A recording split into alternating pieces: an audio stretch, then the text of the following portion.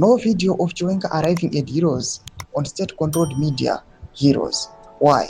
Zati apena masho kubuda nyoko pangwa ino itokwa ne BBC achiti let us hear your views. Pangwa ino panokuwa kwenzi VP Kostano Chiwenga's arrival, which was marked by applause. Pangwa ino vanhu vachi pururudza kuuchira pamwechete nekupembera VP Kostano Chiwenga.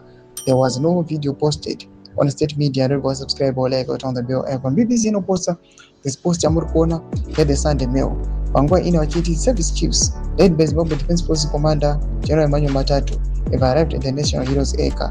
They posted about Vice President Kembo Mohadi has arrived at the National Shrine for the burial of Air Commando retired Simon Brandberry. They also posted Vice President Kostano Chiwenga. They just posted the pictures, but not on his arrival.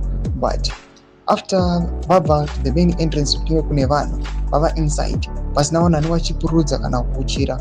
Panguwa inoi, BBC inoblanyira chiti propaganda against Chiwenga.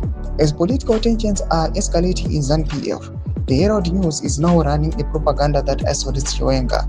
Happening now at Heroes, Herald posted videos of the arrival of mnangagwa Mohadi and General Matatu, but for Chiwenga, they posted photos isolating what happened when Chiwenga arrived at Heroes.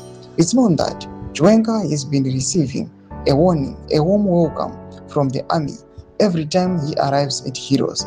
Though developments are kubuda panguwa ino ezviri kuitika munyika yeZimbabwe nezvakaitika yesterday by the Heroes Acre.